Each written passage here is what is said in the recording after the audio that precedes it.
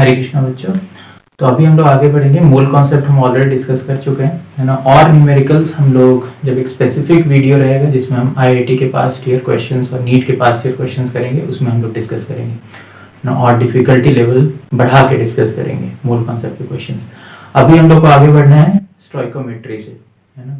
तो स्टोइकोमेट्री पढ़ने से पहले हम लोग को एक और रिलेशन देखना होगा जो कि वॉल्यूम ऑफ गैस और number of moles of gas में होता है एट एसटीपी, राइट। तो उसको डिस्कस करते हैं, उसके बाद हम लोग स्टोइकोमेट्री पे जंप करेंगे। ओके, तो छोटा सा टॉपिक आ रहा है, रिलेशन बिटवीन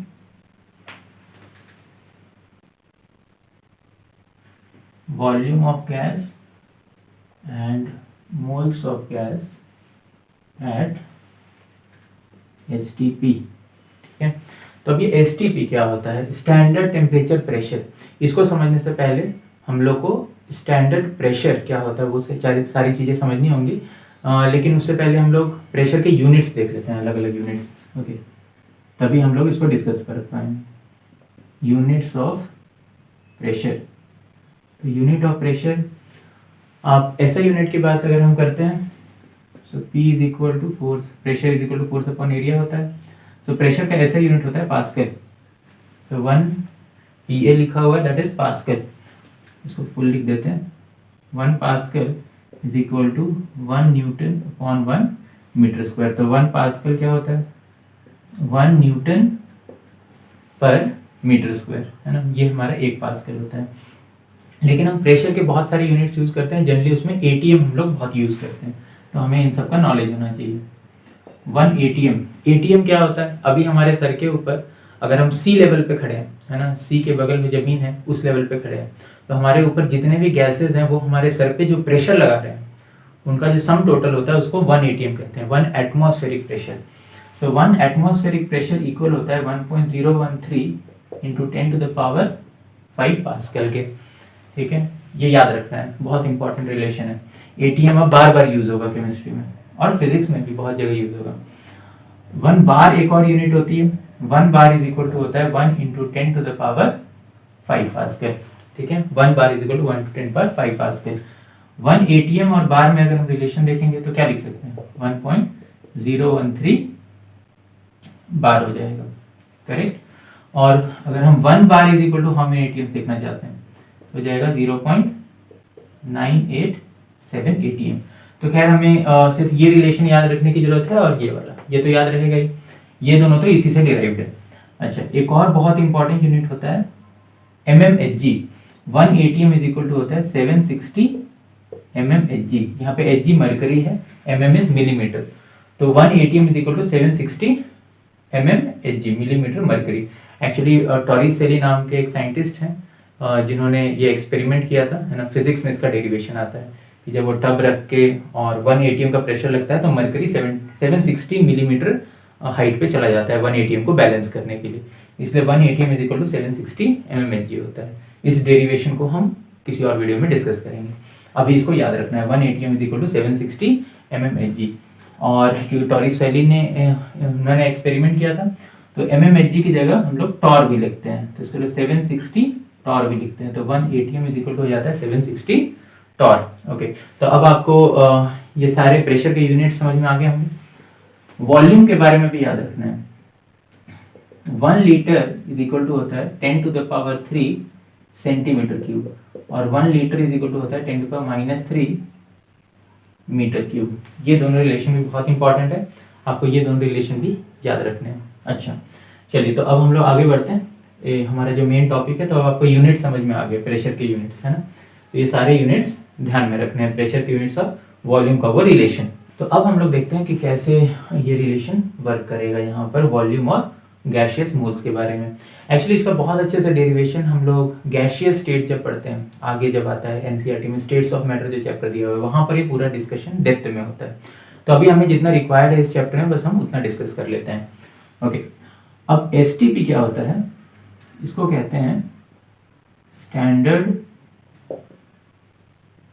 टेम्परेचर प्रेशर। तो स्टैंडर्ड टेम्परेचर हम लोग लेते हैं 273 kelvin, that is 0 degree Celsius. Okay, जो प्रेशर लेते हैं हम वो लेते हैं 1 atm। तो हमें रिलेशन ढूंढना है वॉल्यूम ऑफ गैस और मोल्स ऑफ गैस के बीच में, किस टेम्परेचर और प्रेशर पे? टेम्परेचर 273 और प्रेशर 1 atm। अभी मान लेते हैं कि हमारे पास ये कंटेनर है और इसके अंदर कोई भी गैस भरा हुआ है, मान लेते हैं हाइड्रोजन है, नाइट्रोजन, कोई भी मिक्सचर ऑफ गैसेस भी हो सकते हैं, लेकिन अभी हम स्पेसिफिक गैस लेते हैं। मान लेते हैं इसके अंदर हाइड्रोजन गैस है। ओके, और अभी ऊपर से जो ये पिस्टन जो है ये मूवेबल है, लेकिन ये मासलेस है, इसका कोई मास नहीं है। तो मान लेते हैं ऊपर से प्रेशर लग रहा है 1 atm, तो गैस ने भी अंदर से कितना प्रेशर लगा रखा होगा? 1 atm, तभी तो पिस्टन रुका रहेगा। तो गैस ने प्रेशर लगा रखा है 1 atm। So what is the pressure of gas? 1 atm, क्योंकि एक्सटर्नल प्रेशर बाहर से 1 atm लगा है, तो गैस ने भी 1 atm लगा रखा है, तभी तो ये पिस्टन रुका हुआ है। तो गैस ने कितना प्रेशर लगा रखा है? 1 atm, करेक्ट। अच्छा, और ये जो टेम्परेचर, जिस टेम्परेचर पे हमने इस कंटेनर को भी रखा हुआ है, गैस जिस टेम्परेचर पे है वो है 273 केल्विन। अच्छा, हम मान लेते हैं कि इसके अंदर जो number of moles of gas हमने रखे हैं वो रखे हैं 1 मोल। 1 मोल हाइड्रोजन गैस इसके अंदर अभी बंद करके रखा हुआ है। तो किसी ने पूछा कि अभी इसका वॉल्यूम क्या होगा, है ना, तो हम कैसे निकाल सकते हैं? तो वो हम लोग निकाल सकते हैं। ऐसे कोई भी गैस आइडियल नहीं होता है ना, ये चीज हम डिस्कस करेंगे स्टेट्स ऑफ मैटर चैप्टर में, गैसियस स्टेट जब आएगा, ठीक है। लेकिन हम मान लेते हैं, कैलकुलेशन के लिए हम मान लेते हैं कि हर गैस हमारा आइडियल है, और हर आइडियल गैस एक आइडियल गैस इक्वेशन होता है, उसको फॉलो करता है। उसका डेरिवेशन भी हमारे स्टेट्स ऑफ मैटर चैप्टर में आता है। तो वो इक्वेशन होता है PV is equal to nRT। So इसको कहते हैं ideal gas equation, ideal gas equation, इसको कहते हैं हम ideal gas equation. PV is equal to nRT, जहां पे P प्रेशर है, V वॉल्यूम है, सारा इंफॉर्मेशन किसके बारे में है? गैस के बारे में है। प्रेशर ऑफ गैस, जो प्रेशर गैस ने लगा रखा है अभी, वॉल्यूम ऑफ गैस जो ऑक्यूपाई कर रखा है, n is number of moles, R हमारा आइडियल गैस कांस्टेंट होता है, तो इसके बारे में भी थोड़ा डिस्कस करेंगे हम। T है टेम्परेचर, जिस टेम्परेचर पे गैस अभी प्रेजेंटली प्रेजेंट है, उस तरीके से। तो यहाँ पर अब R की बहुत सारी वैल्यूज होती हैं। तो R की अगर हम वैल्यूज की बात करेंगे तो R की वैल्यूज होती हैं, अगर हम SI यूनिट में बात करेंगे तो होता है 8.314 जूल पर केल्विन पर मोल, ठीक है। और एक और वैल्यू होती है 0.0821 atm लीटर पर केल्विन पर मोल, इस तरीके से। तो अभी हम R की ये वाली वैल्यू का यूज करेंगे, 0.0821 atm लीटर पर केल्विन पर मोल। क्यों? क्योंकि जो हमारा प्रेशर है अभी हमने किस यूनिट में लिया है? atm में लिया है। हमारे उस इक्वेशन हम atm में प्रेशर लेने वाले हैं, और वॉल्यूम जो आएगा हमारा, वॉल्यूम हमें कैलकुलेट करना है, तो वो आएगा हमारा लीटर में। टेम्परेचर केल्विन में है और मोल हमने लिया है, इसीलिए हम इस वाली वैल्यू का यूज कर रहे हैं। बाकी इसके डिटेल्स हम लोग आगे डिस्कस करेंगे कि ये वाला यूनिट कब यूज करते हैं, ये सब स्टेट्स ऑफ मैटर में आएगा। तो अभी आप मान लो R की वैल्यू ये होती है, ये सब हम लोग कैलकुलेट करके रखते हैं, है ना। तो अभी मान लेते हैं कि R की ये वाली वैल्यू होती है 0.081 atm लीटर पर केल्विन पर मोल इस यूनिट में। ये भी वही वैल्यू है, बस यूनिट चेंज किया है, इसलिए न्यूमेरिकल वैल्यू चेंज हो गई है। ओके, तो यहाँ पर प्रेशर हमारे गैस का कितना है? 1 atm। तो हमारा गैस इस इक्वेशन को हमेशा फॉलो करेगा। तो प्रेशर अभी गैस का कितना है? 1 atm है। वॉल्यूम हमें निकालना है, उसको लिख देते हैं V। नंबर ऑफ मोल्स, कितने मोल यूज किए हैं हमने? 1 मोल यूज किया है। गैस कितना लिया है कंटेनर में? 1 मोल। R की वैल्यू कितनी पुट करेंगे? 0.0821 atm लीटर पर केल्विन पर मोल इनटू टेम्परेचर कितना है? टेम्परेचर है हमारा 273 केल्विन, इस तरीके से। तो इसे हमने मल्टीप्लाई कर दिया। अब अगर हम V की वैल्यू निकालते हैं वॉल्यूम की, तो वॉल्यूम क्या आएगा? देखो, मोल और पर मोल कैंसिल हो जाएगा, केल्विन और पर केल्विन भी कैंसिल हो जाएगा सब मल्टीप्लिकेशन में, राइट। तो बचेगा क्या? atm और atm भी इधर से कैंसिल हो गए, तो सिर्फ बचा 0.0821 इंटू 273 और यहाँ पर लीटर बची है। तो इसको कैलकुलेट करेंगे तो ये आ जाएगा हमारा 22.4 लीटर। तो क्या समझे हम? 1 मोल गैस का वॉल्यूम 273 केल्विन पे कितना होता है? 273 केल्विन और 1 atm प्रेशर पे। अगर गैस 1 atm प्रेशर पे रखा हुआ है और 273 केल्विन पे रखा हुआ है तो 1 मोल गैस का वॉल्यूम कितना आएगा 22.4 लीटर। तो अब ये हम लोग डायरेक्ट क्वेश्चंस में यूज कर सकते हैं। अगर प्रेशर चेंज करेंगे, टेम्परेचर चेंज करेंगे तो ऑब्वियस सी बात है कि 1 मोल गैस का वॉल्यूम चेंज हो जाएगा, है ना। लेकिन अभी जो हमें क्वेश्चंस मिलेंगे इस चैप्टर में वो सारे एसटीपी पे ही मिलेंगे। तो जैसे ही एसटीपी लिख दिया समझ जाना है कि प्रेशर 1 atm है और प्रेशर 273 केल्विन है, करेक्ट। और उसके साथ डील करने लगना है तो ये रिलेशन अब ट्रू हो जाएगा। एक 1 mole of gas at STP is covers 22.4 litre of volume. अब हम लोग लिख लेते हैं जो हमारा कंक्लूजन आया इस पूरे डेरिवेशन का। Volume of 1 mole of gas at STP is equal to 22.4 litre, correct. तो अभी ये रिलेशन हमेशा याद रखना है। तो मान लो किसी ने हमसे क्वेश्चन पूछ लिया, how many moles of gas is present in 11.2 liter at STP। तो बोल रहा है कि एक कंटेनर है जिसका वॉल्यूम जो गैस ने ऑक्यूपाई करके रखा हुआ है, कितना वॉल्यूम ऑक्यूपाई करके रखा हुआ है गैस ने 11.2 लीटर। गैस हमारा प्रेजेंट है, कोई भी गैस होने दो, हम हर गैस को आइडियल मान के चलते हैं जब कैलकुलेशंस करते हैं।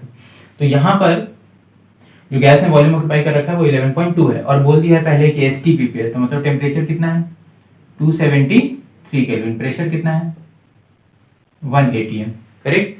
तो इस पे हमें निकालना है कि कितने मोल्स ऑफ गैस प्रेजेंट है। तो हम लोग डायरेक्ट रिलेशन यूज करेंगे, क्या 22.4 लीटर गैस 22.4 लीटर गैस में कितने मोल्स ऑफ गैस होते हैं एट एसटीपी।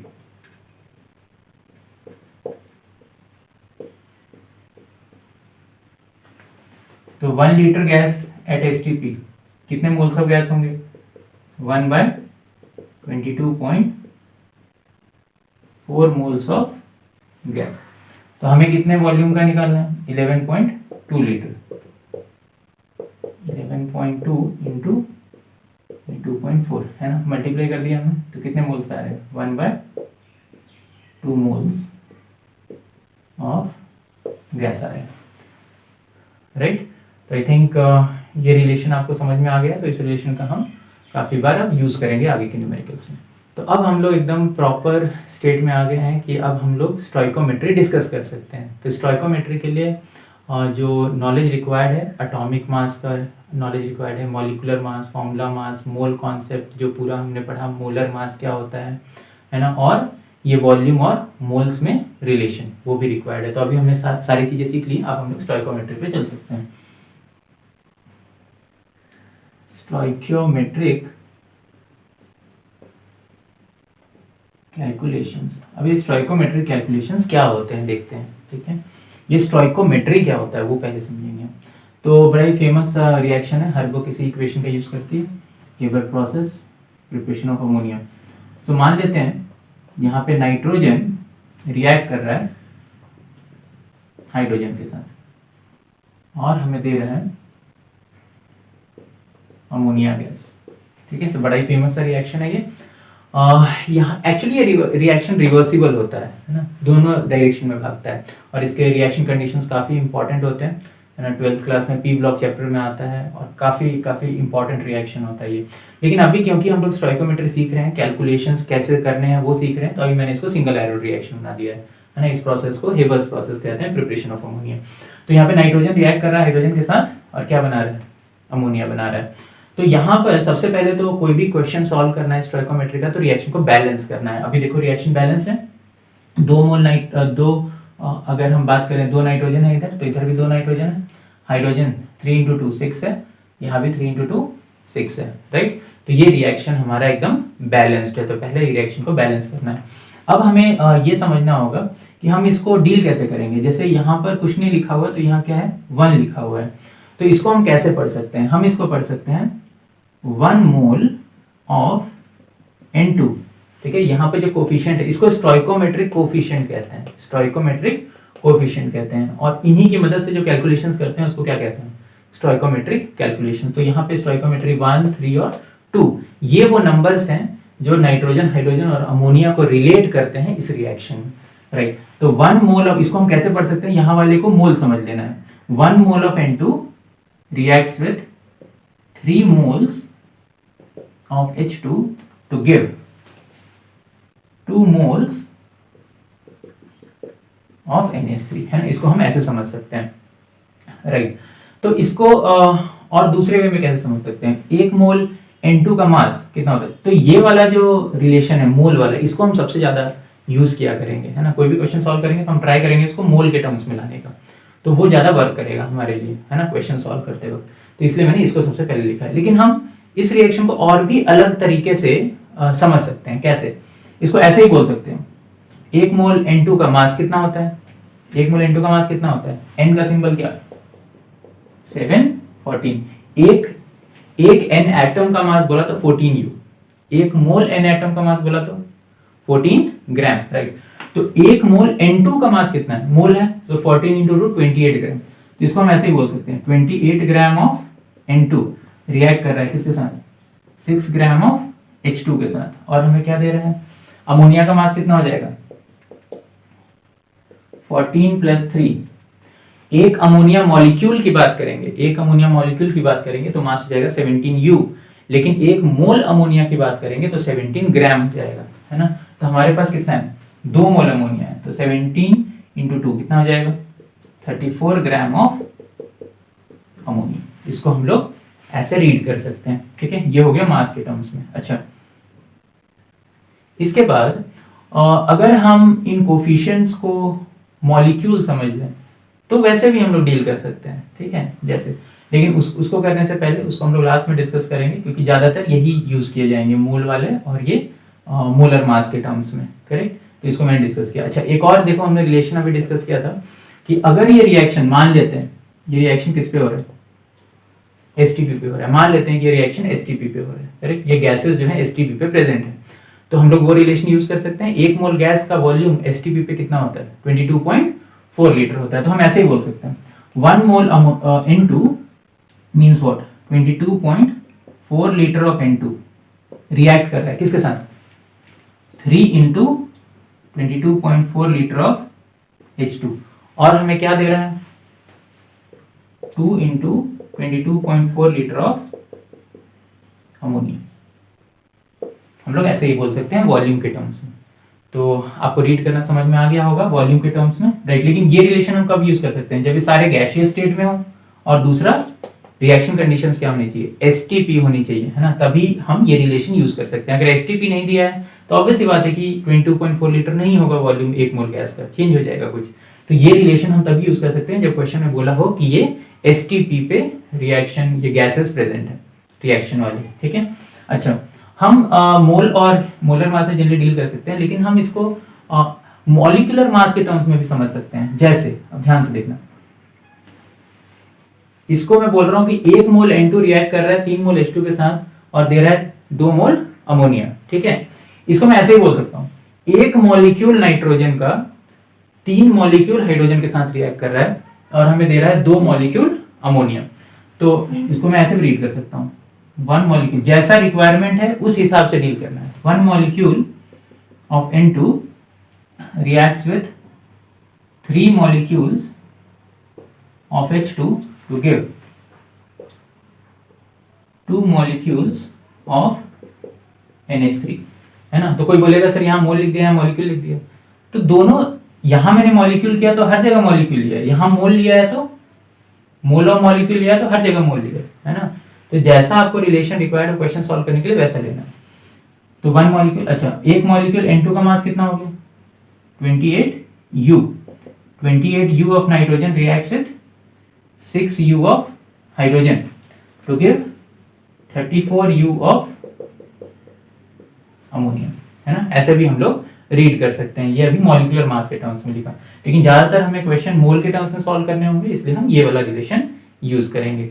तो आई थिंक ये रीड करना आपको समझ में आ गया कि कैसे इक्वेशन को रीड करना है। अब हम लोग चलेंगे न्यूमेरिकल सॉल्विंग पे, लिमिटिंग रिएजेंट का कॉन्सेप्ट सीखेंगे और कैसे हम लोग अगर क्वेश्चंस दिए हुए हैं तो कैसे सॉल्व करना है वो देखेंगे हम लोग। ओके, मान एक क्वेश्चन ले लेते हैं, है ना। जैसे हमें क्वेश्चन दिया हुआ है, how much quantity of ammonia is produced if 28 gram of nitrogen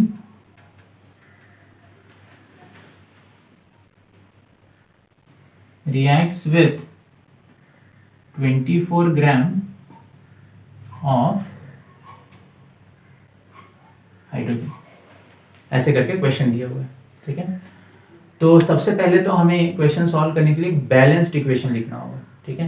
तो ये रिएक्शन किसका है, अमोनिया के प्रोडक्शन का है। तो किस किस से मिलकर बना है, नाइट्रोजन और हाइड्रोजन। तो पहले हम लोग रिएक्शन लिख लेते हैं। तो अभी जो हमने रिएक्शन लिखा था, N2 gas plus H2 gas gives to NH3 gas. अब यहाँ पे N और H नहीं लिखना है क्योंकि नाइट्रोजन रहता है N2 के फॉर्म में, तो यहाँ क्या लिखेंगे, N2 लिखेंगे। हाइड्रोजन रहता है H2 के फॉर्म में, तो H2 लिखेंगे। Ammonia is NH3 only. फिर इसको बैलेंस करना है, तो बैलेंस कैसे करेंगे, अभी हमने बैलेंस करके लिखा था। बिना बैलेंस किए क्वेश्चन नहीं सॉल्व करना है। अच्छा, अब देखते हैं। तो यहाँ पे क्वेश्चन क्या बोल रहा है हमें कि जब टाइम 0 है ना, मान लेते हैं अभी रिएक्शन स्टार्ट हुआ, तो उस समय पे हमारे पास नाइट्रोजन कितना है, 28 ग्राम है। हाइड्रोजन कितना है, 24 ग्राम है। और हमसे पूछा है, और अभी स्टार्टिंग में अभी रिएक्शन हुआ नहीं है, तो अमोनिया कितना बना है, 0, करेक्ट, 0 ग्राम। तो हमसे पूछा है कि जब रिएक्शन हो जाएगा तो बताओ अमोनिया कितना बनेगा। तो देखो, अमोनिया तभी तक बनेगा जब तक नाइट्रोजन और हाइड्रोजन दोनों रिएक्ट करेंगे। अगर दोनों में से एक भी खत्म हो गया तो फिर अमोनिया का फॉर्मेशन नहीं होगा, क्योंकि अमोनिया बनाने के लिए हमें नाइट्रोजन और हाइड्रोजन दोनों की जरूरत पड़ती है। अच्छा, तो जब भी ऐसे क्वेश्चंस आए तो सबसे पहले नंबर ऑफ मोल्स कैलकुलेट करना है। तो नंबर ऑफ मोल्स अगर हम देखेंगे, तो नंबर ऑफ मोल्स किसके कैलकुलेट करेंगे, यहाँ पे कौन रिएक्ट कर रहा है, नाइट्रोजन, तो N2 के मोल्स कैलकुलेट करने हैं। तो N2 के मोल्स कितने हो जाएंगे, mass upon molar mass, correct. हमारा फॉर्मूला है, कितना मास दिया है, 28 ग्राम दिया है, 28 ग्राम दिया है। अच्छा, ये बताना है नाइट्रोजन किसके मोल्स निकालने हैं, N के निकालने के N2 के निकालने हैं। रिएक्शन में N2 रिएक्ट कर रहा है ना, और यहाँ पे 1 मोल ऑफ N2 ऐसे रिप्रेजेंट करते हैं ना हम लोग, 1 mole of N2 reacts with 3 mole of H2 to give 2 moles of NH3। तो N2 के मोल्स निकालने हैं। तो N2 का मोलर मास कितना होता है, N का मोलर मास होता है 14 ग्राम, तो N2 का कितना हो जाएगा, 28 ग्राम। तो यहाँ पे लिखेंगे 28 ग्राम पर मोल, तो इसकी वैल्यू क्या आएगी, 1 मोल। तो हमारे पास N2 कितना प्रेजेंट है, 1 मोल प्रेजेंट है।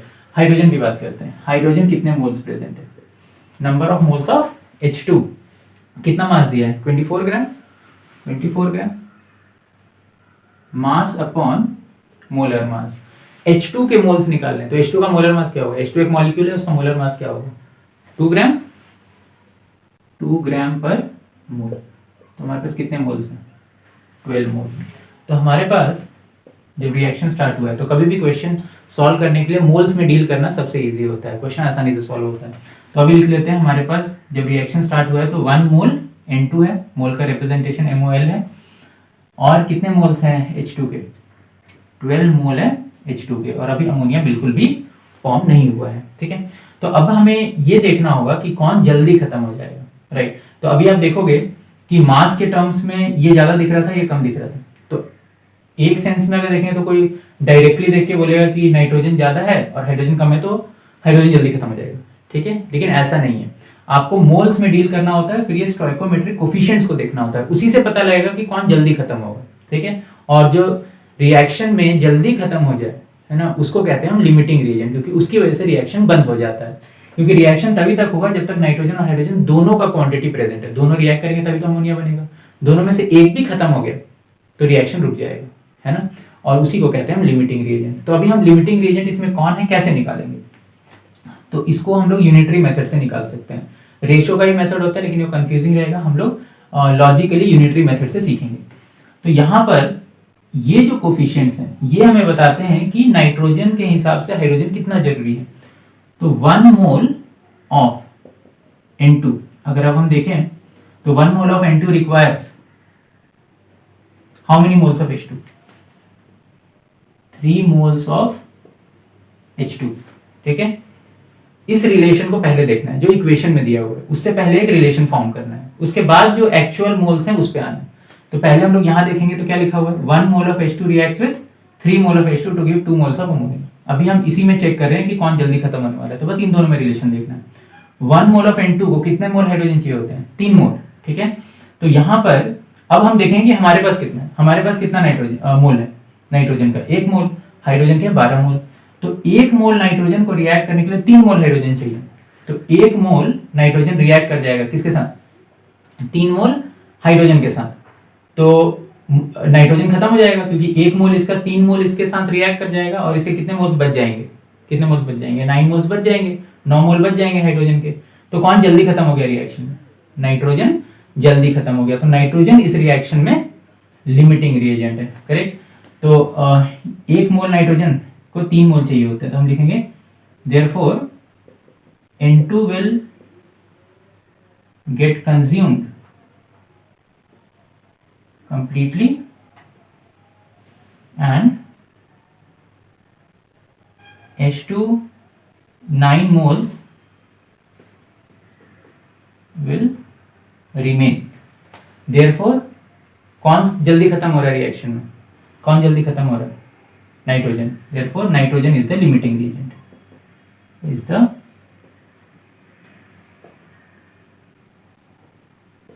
Limiting reagent. तो पहले लिमिटिंग रिएजेंट पहचानना है, कभी भी क्वेश्चन सॉल्व करना है तो पहले लिमिटिंग रिएजेंट पहचानना है। अब हमने पहचान लिया कि नाइट्रोजन इस रिएक्शन में जल्दी खत्म होने वाला है, तो अब हम प्रोडक्ट बना सकते हैं। तो कैसे बनाएंगे, ध्यान से देखते हैं।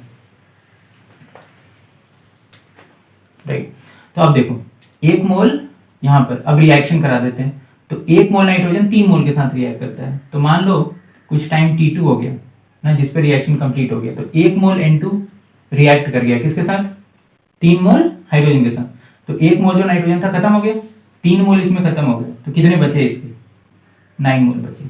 ठीक है, अब यहां पर हम लोग देख सकते हैं कि 1 मोल नाइट्रोजन 3 मोल हाइड्रोजन के साथ रिएक्ट करता है तो 2 मोल अमोनिया बनाता है। ठीक है, तो 1 मोल नाइट्रोजन 3 मोल हाइड्रोजन के साथ रिएक्ट करके कितने मोल अमोनिया बनाएगा, 2 मोल अमोनिया बनाएगा, करेक्ट। तो what is the amount of ammonia produced, amount of ammonia produced कितना होगा, 1 मोल अमोनिया का मास कितना होता है, 1 मोल अमोनिया का मास होता है 34 ग्राम। तो 2 मोल का कितना होगा, 2 into 34 that is 68 gram of ammonia. तो ये क्वेश्चन अच्छे से समझ में आ गया होगा, है ना। एक और एग्जांपल देखते हैं, एक और एग्जांपल ले लेते हैं। सपोज एक रिएक्शन दिया हुआ है जिसमें कार्बन रिएक्ट कर रहा है ऑक्सीजन के साथ। तो C+O2 गिव्स टू CO2, ये हमारा रिएक्शन है।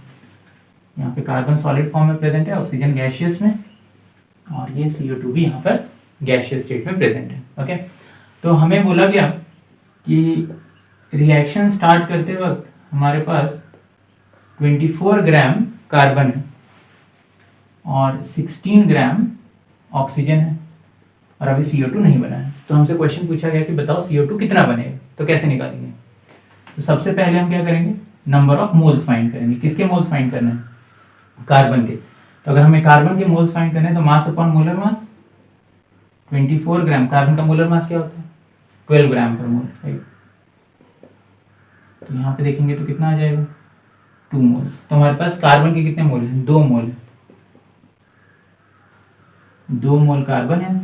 अच्छा, यहाँ पर किसके मोल्स अपने को निकालने होंगे, ऑक्सीजन O2 मॉलिक्यूल के। ये रिएक्शन में O2 मॉलिक्यूल दिया हुआ है, तो number of moles of O2 molecule कितने होंगे, मास अपॉन मोलर मास 16 ग्राम अपॉन O2 मॉलिक्यूल का मोलर मास क्या होता है, O का सिंबल है 816। 1 मोल O का मास होगा कितना 16 ग्राम, 1 मोल O2 का कितना मास हो जाएगा 32 ग्राम। हमें O2 के मोल्स निकालने हैं, तो 16 बाय क्या कर देंगे 32 ग्राम पर मोल करेंगे, तो वैल्यू कितनी आएगी 0.5 मोल आ जाएगी। तो अभी हमारे पास 2 मोल कार्बन है और 0.5 मोल क्या है ऑक्सीजन है, और अभी रिएक्शन हुआ नहीं है। तो कोई बता सकता है कौन लिमिटिंग रिएजेंट है, बड़ा ही सिंपल सा रिएक्शन है। 1 मोल कार्बन 1 मोल O2 के साथ रिएक्ट करता है, तो हम लोग यूनिटरी मेथड लगा के इसको कैलकुलेट कर सकते हैं। तो कैसे लिख सकते हैं, आप किसी साइड से स्टार्ट कर सकते हो, कार्बन के साइड या ऑक्सीजन के साइड से। तो पहले लिमिटिंग रिएजेंट निकालना है। तो यहाँ देखें 1 mole of carbon needs how many moles of oxygen, 1 mole of O2। ठीक है, ऐसे पहले रिलेशन लिखना है। ये रिलेशन कहाँ से देख के हमने लिखा, इक्वेशन से देख के लिखा, इसी से पता लगेगा, इन्हीं स्टोइकोमेट्री को देख के पता लगेगा कि किसके लिए कितना रिक्वायर्ड है। तो 1 मोल ऑफ कार्बन को कितना चाहिए होता है, 1 मोल O2 चाहिए होता है। हमारे पास कितना कार्बन है, 2 मोल। तो 2 मोल कार्बन को कितना चाहिए होगा, 2 मोल O2 चाहिए होगा। लेकिन है हमारे पास क्या 2 मोल O2 नहीं है, हमारे पास तो सिर्फ कितना है 0.5 मोल ही है। करेक्ट, तो कम है O2 हमारे पास, तो कौन जल्दी खत्म हो जाएगा, कौन जल्दी खत्म हो जाएगा, O2 जल्दी खत्म हो जाएगा। और O2 इसीलिए क्या बन जाता है, लिमिटिंग रिएजेंट बन जाता है। इसको हम दूसरे तरीके से भी, राइट, तो यहां पे लिखेंगे but we have only 0.5 mole of O2, therefore O2 is the limiting reagent. ऐसे करके बोल सकते हैं हम लोग, है ना। इसको दूसरे तरीके से भी हम कैलकुलेट कर सकते हैं। जैसे मान लो हमने ऐसे लिखा 1 मोल, उल्टा भी ऐसे चल कर सकते हो, 1 mole of O2 requires how many moles of carbon, 1 mole of carbon. हमारे पास कितना O2 है 0.5 मोल, तो 0.5 मोल O2 को कितना चाहिए होगा, कार्बन 0.5 मोल कार्बन चाहिए होगा। ठीक, हमारे पास है उतना कार्बन, हमारे पास ज्यादा कार्बन है। 0.5 मोल O2 को सिर्फ 0.5 मोल ही कार्बन चाहिए और बाकी कार्बन बच जाएगा। तो ऑक्सीजन यहाँ पे जल्दी कंज्यूम हो जाएगा, क्योंकि हमारे पास 0.5 मोल कार्बन से ज्यादा कार्बन प्रेजेंट है। तो कार्बन एक्सेस में है और ऑक्सीजन लिमिटेड क्वांटिटी में है। तो यहां से भी, इस रिलेशन से भी हमें क्या है, O2 is the limiting reagent. इसका मतलब क्या है कि जब ये रिएक्शन होगा तो O2 पूरा कंज्यूम हो जाएगा, जो लिमिटिंग रिएजेंट होता है वो पूरा कंज्यूम हो जाता है, और जो दूसरा वाला रहता है वो थोड़ा बच जाएगा। करेक्ट, तो O2 पूरा कंज्यूम हो जाएगा। तो जब तक O2 रिएक्ट कर रहा है तभी तक कौन फॉर्म होगा, CO2 फॉर्म होगा। तो हम अब डायरेक्ट रिलेशन CO2 का लिमिटिंग रिएजेंट से, तो प्रोडक्ट का रिलेशन लिमिटिंग रिएजेंट से बना लेना है और फिर कैलकुलेट कर लेना है। ठीक है, तो जैसे राइट, तो जैसे अब हमें देखना है कि CO2 कितना फॉर्म होगा। तो डायरेक्ट रिलेशन लेना है लिमिटिंग रिएजेंट और प्रोडक्ट में। तो यहां पर हम इस यहां से क्या देख रहे हैं कि 1 मोल O2 जब रिएक्ट करता है, reacts to give how many moles of CO2, 1 mole of CO2, है ना, इस रिएक्शन के हिसाब से। बाकी कार्बन एक्सेस में है, so 1 mole of O2 reacts with 1 mole of carbon to give 1 mole of CO2। तो मैंने कार्बन नहीं लिखा क्योंकि वो कार्बन अपने पास एक्सेस में, उसका टेंशन नहीं है अपने को टेंशन है O2 का, क्योंकि O2 लिमिटिंग रिएजेंट है। तो यहाँ देखेंगे 1 mole of O2 reacts to give 1 mole of CO2। Direct limiting reagent और प्रोडक्ट में रिलेशन लेना है और प्रोडक्ट निकाल देना है कितना बनेगा। तो हमारा O2 कितना रिएक्ट करने वाला है 0.5 मोल, और पूरा रिएक्ट करने वाला है क्योंकि वो कंज्यूम हो जाता है, लिमिटिंग रिएजेंट है। तो कितने मोल बनेंगे CO2 के, 0.5 मोल ही बनेंगे CO2 के। तो CO2 का 1 मोल का मास क्या होता है, मोलर मास ऑफ CO2 कितना आएगा, कार्बन का 12 ग्राम हो गया, 16 इंटू 2 32 ग्राम, तो कितना हो जाएगा 44 ग्राम मोलर मास। करेक्ट, तो हमारे mass of CO2 formed in the reaction कितना है, 1 मोल का मास है 44 ग्राम, तो 0.5 का क्या होगा 0.5 इंटू 44, मतलब 22 ग्राम ऑफ CO2 इस रिएक्शन में फॉर्म होगा। तो बहुत ही सिंपल है, पहले नंबर ऑफ मोल्स फाइंड करना है, फिर फाइंड आउट करना है लिमिटिंग रिएजेंट, और फिर उसके बाद लिमिटिंग रिएजेंट और प्रोडक्ट में रिलेशन ढूंढकर और प्रोडक्ट कितना बनेगा वो निकाल लेना है। तो अब देखते हैं, ये क्वेश्चन दिया हुआ है ना, इसमें ये 2019 मेंस का क्वेश्चन है, बड़ा ही सिंपल सा क्वेश्चन है। इसमें अपने को बस निकालना है कि लिमिटिंग रिएजेंट, इनमें से 4 ऑप्शन से इसमें से किसमें हाइड्रोजन लिमिटिंग रिएजेंट है। ठीक है, तो हमारा लिमिटिंग रिएजेंट का कॉन्सेप्ट क्लियर हो जाएगा। लिमिटिंग रिएजेंट कौन होता है, लिमिटिंग रिएजेंट कौन होता है, जो रिएक्शन में जल्दी खत्म हो जाता है और वही डिसाइड करता है कि प्रोडक्ट कितना बनेगा, क्योंकि दूसरा तो क्या रहता है, एक्सेस में रहता है रिएक्टेंट। ओके, तो यहाँ एक एक करके ऑप्शंस को चेक कर लेते हैं कि किसमें लिमिटिंग रिएजेंट है, हाइड्रोजन है ना। तो पहला देखते हैं, ऑप्शन ए को चेक करते हैं। पहले तो अपने को रिएक्शन लिखना होगा, ये अपना रिएक्शन है, बैलेंस रिएक्शन है। N2 + 3H2 gives to 2NH3, ये हमारा रिएक्शन है। अच्छा, तो क्वेश्चन जो ऑप्शन ए है, पहले बोल रहा है हमारे पास कितने मोल नाइट्रोजन है, अपने को निकालना होगा। Number of moles of nitrogen find करेंगे। 56 ग्राम दिया हुआ नाइट्रोजन, तो 56 अपॉन नाइट्रोजन का मोलर मास कितना है, 28 है ना। सो ये आ जाएगा कितना, 2 मोल आ जाएगा। तो 2 मोल नाइट्रोजन हो गया। हाइड्रोजन के कितने मोल्स हैं हमारे पास, number of moles of hydrogen, H2 के मोल्स निकालने हैं, 10/2, 5 मोल हो जाएंगे। तो हमारे पास 2 मोल नाइट्रोजन है और 5 मोल हाइड्रोजन है। तो देखते हैं कौन लिमिटिंग रिएजेंट है। तो जब रिएक्शन स्टार्ट हुआ तो 2 मोल नाइट्रोजन है और 5 मोल हमारे पास कौन है, हाइड्रोजन, और अमोनिया भी बिल्कुल नहीं बना है। तो हम लोग यूनिटरी मेथड फॉलो करेंगे, नाइट्रोजन से स्टार्ट कर लेते हैं, है ना, चेक करने के लिए। तो क्या लिखेंगे, 1 मोल ऑफ नाइट्रोजन, ऐसे लिखना हमेशा, किसको देख, रिलेशन देख के लिखना। इससे पता लगेगा कि 1 मोल नाइट्रोजन को कितना हाइड्रोजन चाहिए, है ना। ये रिएक्शन देख के समझ में आएगा आपको, बैलेंस रिएक्शन देख के समझ में आएगा। इस पे अभी नहीं जाना है, इसको बाद में चेक करने के लिए यूज करेंगे, क्योंकि ये हमारे पास एक्चुअल क्वांटिटी दिया हुआ। पहले इस पे जाना है, रिलेशन पकड़ना है यहाँ से। सो 1 mole of nitrogen requires, 1 mole nitrogen को कितना हाइड्रोजन चाहिए होता है, 3 मोल्स ऑफ H2। ठीक है, तो हमारे पास कितना नाइट्रोजन है फिर देखना है। तो पहले इससे एक रिलेशन लिख लेना है ना, जो रिक्वायरमेंट है। फिर हमें देखना है कि हमारे पास कितना नाइट्रोजन है। कितना नाइट्रोजन हमारे पास, 2 मोल है। तो 2 mole of nitrogen will require how many moles of hydrogen, 6 moles, है ना, 2 से मल्टीप्लाई हो जाएगा, 6 मोल्स ऑफ हाइड्रोजन। हमारे पास है क्या 6 मोल हाइड्रोजन, हमारे पास सिर्फ 5 ही मोल हाइड्रोजन है। तो कौन हो गया यहाँ पे limiting reagent, hydrogen is the limiting reagent, correct. तो यहाँ पर अगर हम देखेंगे हमारे पास सिर्फ 5 ही मोल हाइड्रोजन है। तो 2 मोल जो नाइट्रोजन है उसको रिएक्ट करने के लिए 6 मोल हाइड्रोजन चाहिए, लेकिन हमारे पास 6 मोल हाइड्रोजन नहीं है, इस कम है हमारे पास हाइड्रोजन, इसीलिए हाइड्रोजन यहाँ पे लिमिटिंग रिएजेंट बन गया।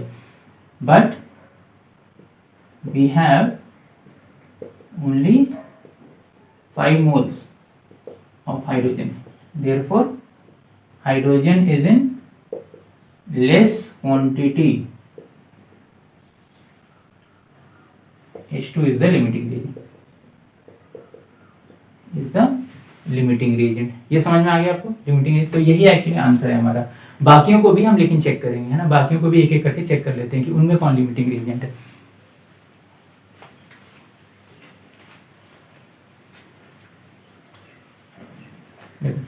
जैसे सेकंड वाले में क्या दिया हुआ है सेकंड वाले में क्या दिया हुआ है, ऑप्शन बी को अगर हम देखें, हमारे पास नाइट्रोजन के कितने मोल्स होंगे, बी ऑप्शन को चेक कर रहे हैं।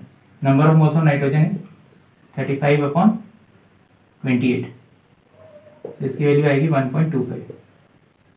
हाइड्रोजन के कितने मोल्स हैं, 8/2, 4 मोल। हमारे पास हाइड्रोजन के 4 मोल हैं।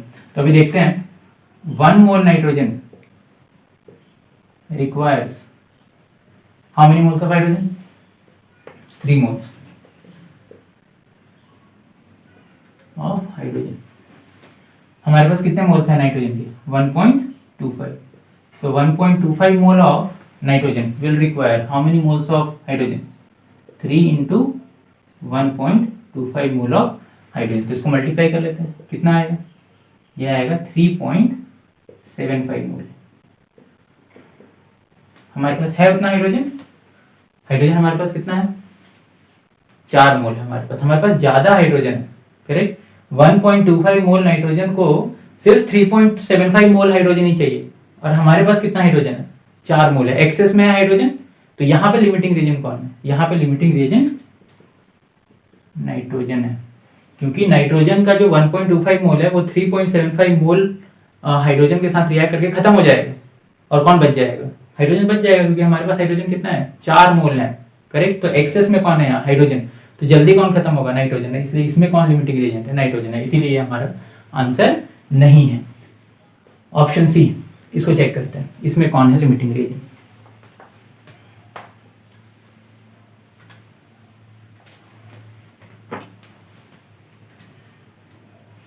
Number of moles of nitrogen कितने निकलेंगे, 14/28, कितना आ जाएगा, 0.5 mole. Number of moles of hydrogen, number of moles of hydrogen कितने हैं? 4/2, 4 ग्राम दिया हुआ है, अपॉन मोलर मास इज 2, ये हो जाएगा कितना? 2 मोल हो जाएगा, राइट।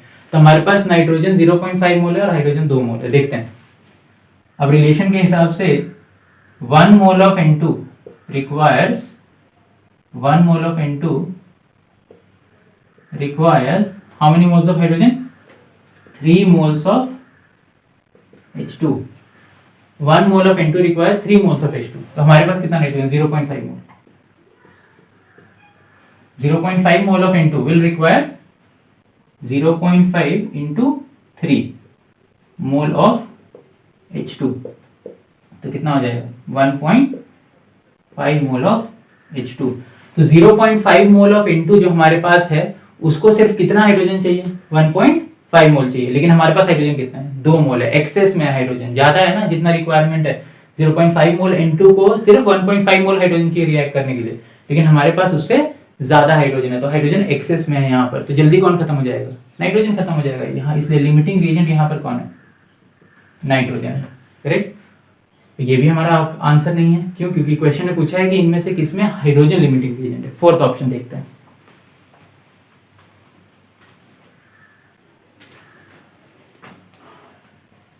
डी ऑप्शन में number of moles of nitrogen कितने हैं? 28/28। 1 मोल नाइट्रोजन है, यहाँ पे हाइड्रोजन है 6 grams of hydrogen, right. So number of moles of hydrogen कितने हो जाएंगे? 6/2, 3 मोल, राइट। तो हमारे पास अब देखो 1 मोल ऑफ नाइट्रोजन को कितने मोल हाइड्रोजन चाहिए? रिक्वायर्स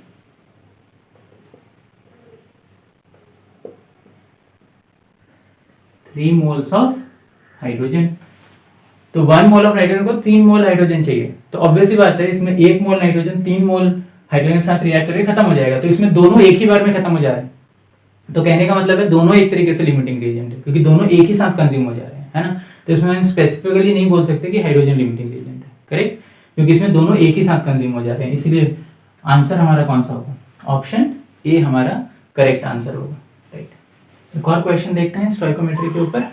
इस बार हमने वॉल्यूम लिया है ना, तो देखते हैं वॉल्यूम में कैसे डील करते हैं। अभी हमने एक रिलेशन पढ़ा है कि 1 मोल गैस का जो वॉल्यूम होता है STP कितना होता है? 22.4 लीटर। तो देखते हैं कैसे सॉल्व करेंगे क्वेश्चन। तो यहाँ हमें क्वेश्चन बोल रहा है, ये नीट 2014 का क्वेश्चन है, बोल रहा है 22.4 लीटर हाइड्रोजन हमें दिया हुआ है और उसको मिक्स किया है 11.2 लीटर क्लोरीन के साथ। और यहाँ पे इंपॉर्टेंट इन्फॉर्मेशन दिया हुआ है कि ये रिएक्शन किस पे हो रहा है?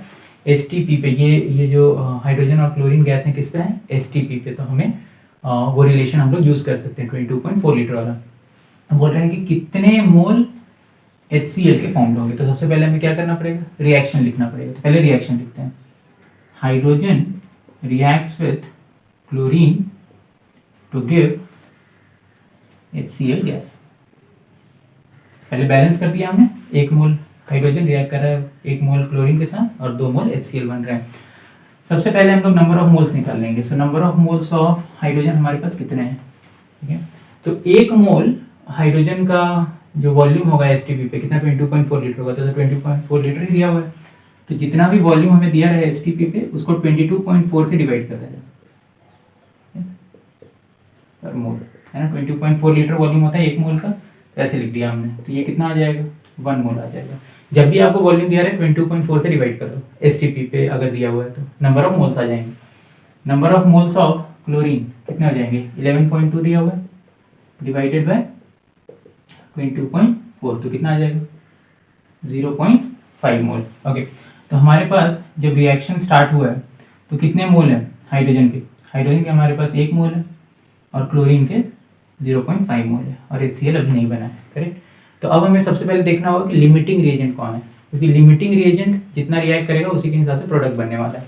तो लिमिटिंग रिएजेंट कौन है? हम लोग यहाँ से स्टार्ट करते हैं unitary method. 1 mole of H2, 1 mole of H2 requires how many moles of Cl2? 1 mole of H2 requires 1 mole of Cl2, 1 mole of Cl2, है ना। लेकिन हमारे ओके सो हमारे पास कितना है हाइड्रोजन, तो हमने पहले रिलेशन इक्वेशन से लिखा। अब हम देखेंगे हमारे पास H2 कितना है, कितना है H2 हमारे पास 1 ही मोल है, करेक्ट। तो 1 मोल हाइड्रोजन को कितना क्लोरीन चाहिए होगा, 1 मोल चाहिए होगा। क्या है हमारे पास क्लोरीन, हमारे पास क्लोरीन सिर्फ कितना है 0.5 मोल है। तो क्लोरीन हमारे पास कम है, जितना हाइड्रोजन को चाहिए क्लोरीन रिएक्ट करने के लिए उतना क्लोरीन हमारे पास नहीं है, राइट। तो chlorine is the limiting reagent, chlorine जल्दी खत्म हो जाएगा।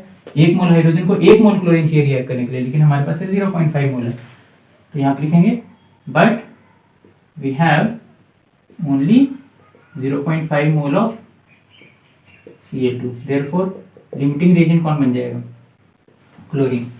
तो फिर मैंने आपको बताया था कि प्रोडक्ट कितना बनेगा वो फिर अब किस पे डिपेंड करेगा, लिमिटिंग रिएजेंट पे डिपेंड करेगा। तो अब डायरेक्ट रिलेशन देख लेना है किसके बीच में, लिमिटिंग रिएजेंट और प्रोडक्ट के बीच में, क्योंकि लिमिटिंग रिएजेंट पूरा रिएक्ट करने वाला है रिएक्शन में, हाइड्रोजन तो बच जाएगा। तो यहाँ पर अगर हम देखें तो क्लोरीन और HCl के फॉर्मेशन में क्या रिलेशन है, 1 mole of chlorine, 1 mole of chlorine gives 2 moles of HCl। 1 मोल जो क्लोरीन का है कितना मोल HCl देता है, 2 मोल। तो हमारा रिएक्शन में कितना क्लोरीन रिएक्ट करने वाला है, ये तो पूरा कंज्यूम होने वाला है, लिमिटिंग रीजन पूरा कंज्यूम हो जाता है। Will give how many moles, 2 into 0.5, मतलब कितना 1 mole of HCl, correct. 1 mole HCl हमें मिलेगा यहाँ पर। तो जब रिएक्शन कंप्लीट हो जाएगा टाइम t2 पे, तो 0.5 मोल इसके 0.5 से रिएक्ट कर जाएगा, तो H2 बच कितना जाएगा, 0.5 मोल बच जाएगा, क्योंकि 1 मोल क्लोरीन 1 मोल हाइड्रोजन से रिएक्ट करता है। तो 0.5 मोल 0.5 से रिएक्ट करेगा, तो 0.5 बच जाएगा, ये पूरा कंज्यूम हो जाएगा।